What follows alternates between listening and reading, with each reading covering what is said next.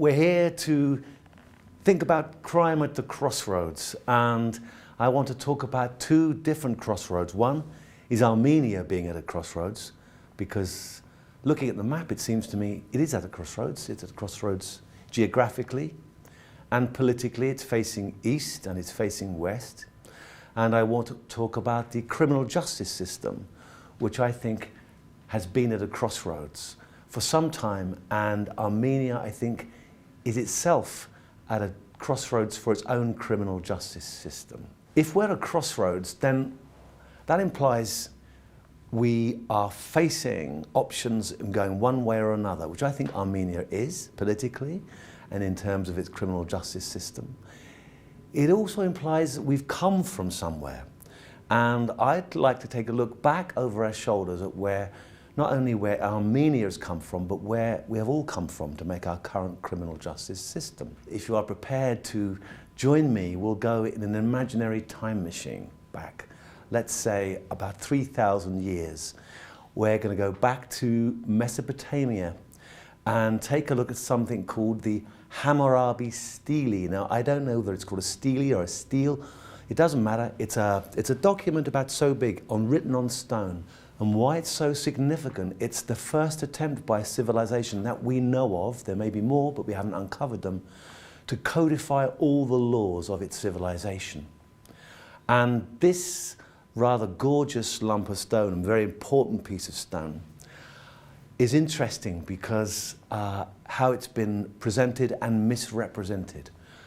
We know it as the document which gives us the phrase, an eye for an eye and a tooth for a tooth, which to modern eyes and ears sounds very savage. But in reality, this wonderful piece of archaeology really tells us more. It tells us that a society needs to codify its laws. It tells us that society needs to organize themselves so they know what the rules are, what the penalties are for breaking them. And it tells us the fact that someone has written it tells us that someone has thought this through.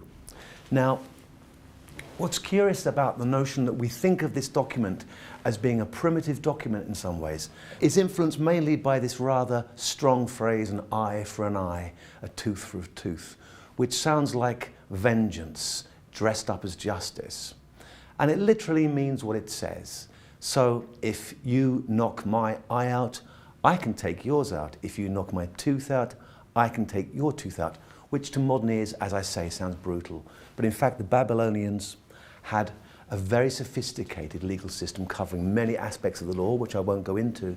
But one curious element which has got lost in all the discussion, and which I find interesting, is they didn't have the idea that everybody was equal before the law. They turned it upside down. They said, the richer you are, the more powerful you are, the bigger the penalty you will pay if you're caught breaking the law. Now just hold on to that idea. So we have a codified legal system, we have laws about most aspects of our social life. We'll jump in this time machine and we're going to jump forward now to, let's say, 1215, which is a handy date because coincidentally it's 800 years ago this year, and historians among you will know that's the date, of course, of Magna Carta. So where are we now? We're now in a grassy meadow to the west of London, and in the spring, early spring of that year, King John was faced by some rebel barons who basically were facing down for his use of law or misuse of law. Now, Magna Carta is argued about now, and particularly this year of all years being the 800th anniversary. People say, oh, it's not as important as we say. There were other documents, there were other systems of justice which developed from that, which is all true. But believe me, Magna Carta is important. The nearest I can get to say a major legal milestone which starts the foundation of the modern criminal justice system. Now, why do I say that? Because it contained many elements, but let's start off by saying what it was not. It was not some kind of mini universal declaration of human rights. The barons who faced down the King John did it really for their own benefit. They didn't do it on behalf of anybody else.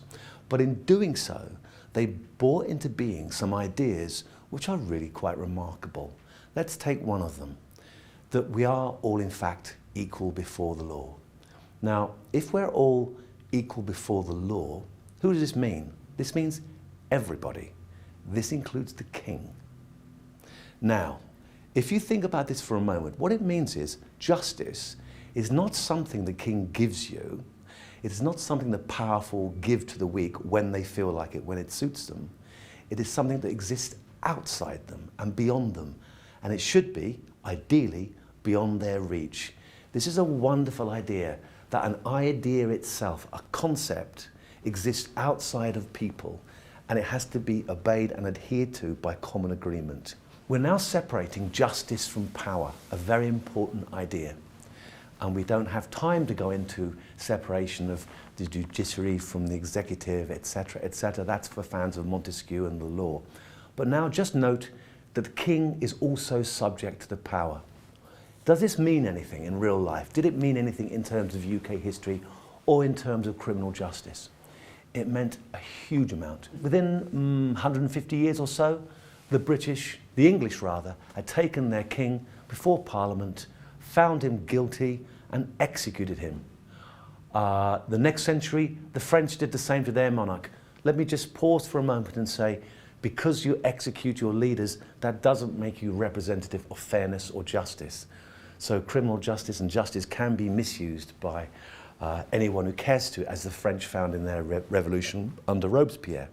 But sticking with the Magna Carta, this idea that all were equal before the law, that people could be tried by their own people rather than by the powerful. In English we have a phrase, we say, you can be tried by 12 men, good and true. It can be 12 men and women, good and true nowadays. But the idea is you are tried by your peers, by people on the same level as you. These notions are so powerful they form the basis, for example, of the American Declaration of Independence, and still today in demonstrations and riots and fights for freedom from Ukraine to South America and elsewhere, I see on banners phrases which reflect the Magna Carta. Let's now move to the Age of Enlightenment, which we can say roughly for the sake of argument is about the 200 years in the 1600s, 1700s. We can argue about when it starts and stops, but let's plonk ourselves in the middle of the 1700s and encounter what was going on there. And I'd like to draw your attention to a couple of thinkers. One I've mentioned already, Montesquieu, French writer, said it was important that those who make the law are separate from those who impose the law and carry it out. In other words, the policeman is separate from the politician and the politician is separate from the judge.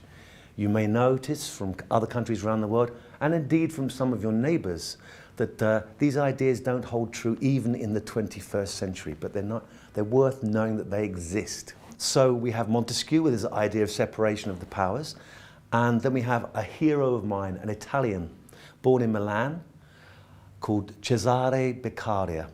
And he was an aristocrat and a thinker. The two often don't go together. And he began thinking about the law, and in particular about punishment, the science and art of what we now call penology. And what he looked at was the way that the penal system punished criminals. He talked to torturers, he talked to jailers, he talked to philosophers, thinkers, politicians and lawmakers. And he wrote a book called On Crime and Punishments, which is the basis, some would say, of most of our thinking on the modern criminal justice system. So what did he do that was so remarkable? He did one simple thing. He said, punishment should be based on reason and not on emotion. He said punishment should be clear, punishment should be swift, and punishment should be just the minimum necessary to achieve the effects that was required. That sounds fairly bland, fairly ordinary to our eyes. But remember, this was the age of torture. This was the age of people being burned at the stake. This was the age of people being tried without a proper court hearing, without representation. This is with the age of tyrants and tyranny. He stepped forward and said, no, this must be an age of reason, even with punishment, even with our criminals. So, back into the time machine. Let's jump ahead, say, from the middle of the 17th century to United Kingdom in the late 1800s. And what do we have here? a familiar court system. I think one familiar to you all nowadays. We could say it's the sort of modern court system that you would recognise. There's a judge, there's an advocate for the defence, and an advocate for the prosecution. So the defendant stands to one side, the prosecution presents the evidence, the defence presents the counter evidence, the judge hears both, questions the defence, questions the prosecution, questions the defendant and any witnesses. All sounds very familiar, very ordinary, and it works very well as a system, I think. Now, just one problem. In London in the 1880s, the system stopped working. And it stopped working because there were more offenders than there were courts to deal with it. So what did we do? We had the system of rules, we had the system of justice, we had a system of punishments, but the system wasn't working. Well, it took two magistrates and some religious volunteers to put their minds together. And the magistrates decided, or they noticed rather, that going through the court were the same offenders time and time again. They were punishing the same people for the same offences and nothing was working. We could say this was indeed an era when nothing worked, in terms of courts and punishments at least. So the magistrates had no legal basis for this. All they had was imagination and a little bit of courage. And what they did was say, okay, we must stay within the law, but we'll solve this with a paradox. Instead of creating less court cases, we'll create more. And how they did that was to say to the prisoner, the defendant, we won't sentence you today, we'll sentence you in 6 months' time. This created more court work. But what they added to the mixture was a compulsion to the defendant, the prisoner, the offender, that he had to work with, or she had to work with a religious volunteer to solve the problems. So, for example, if I were the prisoner and I was an alcoholic and I was homeless, I would be told I would not be sentenced today, I'd be sentenced 6 months' time. In the meantime, I'd see my volunteer and he or she would help me solve my drinking, help me with my drinking problem, help me with my accommodation, help me find work. In a sense, you could say this was the beginning of modern social work with offenders. Now, by creating two court cases, it created a problem for the court, you would think, mathematically. But what happened was, because the offender was being helped, they did not appear in court so often because they weren't offending so often. And because they'd been helped at the end, they'd be given a sentence which would be light, which would allow them to stay outside and to continue the work done with the volunteer, social work with the volunteer. This led to numbers of court cases dropping. It became very popular with magistrates because people weren't returning to court. So we then began to develop the idea that social work with offenders could in fact become part of our legal system. So about 108 years ago, the probation service was born in the United Kingdom. It was put into a law to allow magistrates and judges to put offenders on probation with the specific intention of helping them. The phrase they used then was to advise, to assist, and befriend. Now, these phrases sound very quaint in the modern era because probation service has got much, much tougher in that time. So let's look how it got there. And this is where we come to the notions of a welfare system, which I've just been describing, and the justice system. The old system we could call the justice system, which is one where there are laws and rules and regulations. But here we are growing a welfare system where we start working with offenders and we start trying to give them some kind of social work. But inevitably, these two began to clash. And let's jump forward now to just after the Second World War.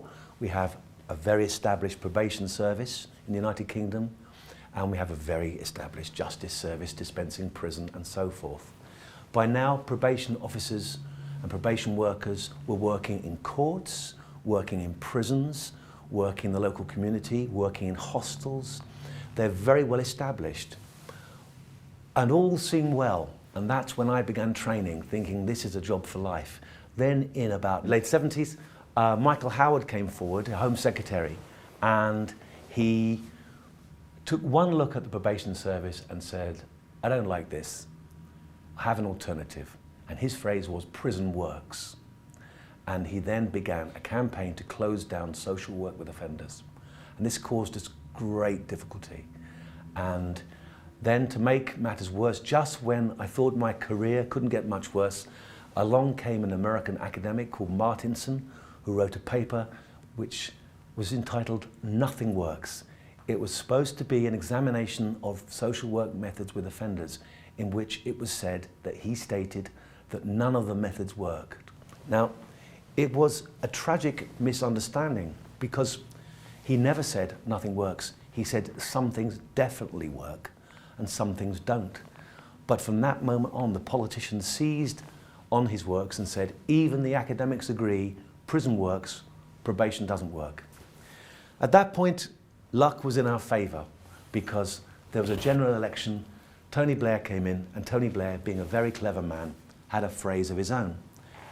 Asked what he felt about this dilemma between the welfare approach and the prison rules-based approach, he said, I'm going to be tough on crime, tough on the causes of crime, which was very, very popular with the general public. Now, that gave the probation service a chance to fight back, and in that time we began to look for evidence of our work, and so began a new era for probation called evidence-based social work. And that takes us to today. So you can think of them as two models, a welfare model like an oval here, and a justice model of laws and rules here. And I want to change the model a little bit now and say, let's not call it a justice model, let's call it a legal laws-based model. Let's call this one a welfare model, and let's make it like a Venn diagram and move them closer together and see where they overlap. And where they overlap is where we currently have most criminal justice systems. It has rights and responsibilities. It also has controls. It has electronic monitoring of offenders. It also has probation. It has high security prisons, but it also has social work with offenders, a combination of many different methods, giving the judges many, many options of sentencing. Now we have sentencing which is very flexible. Just stop and think about that. In some countries around the world now, sentencing is not flexible. In some countries around the world, it is still possible to be whipped until you are within 1 inch of your death for theft, because the options available to the judges are very brutal and they have no other alternatives. And in some countries, they don't want alternatives. They don't want alternatives to prison. They don't want alternatives to brutality. This is what I mean by a crossroads. We're at a point in the West, and we're at a point across Europe, of having to decide how much welfare do we want, how much laws and punishment do we want. And we're trying to make the two work together. And the way we make them work together, we can call, for the sake of argument, this third way, we can call it restorative justice. And restorative justice contains many elements: community service, making the victim work with the offender, or rather the offender has to work with the victim. We can make the victim pay money back to the offender. We can involve offenders in doing work with their community. We can do many methods to make the offender more integrated with the community, including one, for example, I notice is being done in Albania even now, which we don't use in the West very much. In your local prison for women here, I saw that families were being invited into the prison before the prisoner was released to get to know the prisoner. This integration of prisoners with their community before they are released is crucial. Simply releasing a prisoner and pushing them out in the world doesn't work.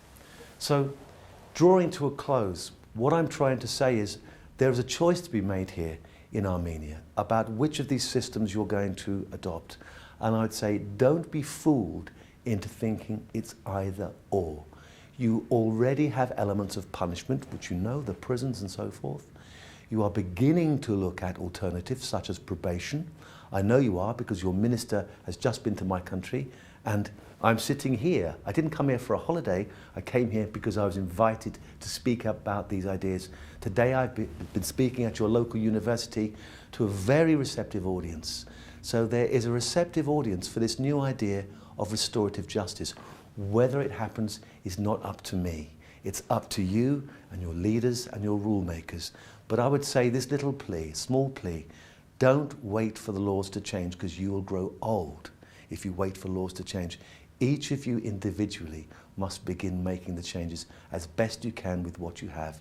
I say to my probation students, when you're working with a reformed offender or offender who wants to be reformed, build their future with the bricks they give you, one brick at a time. I say the same to you as I say to myself and to my students, build your future one brick at a time and you will get there.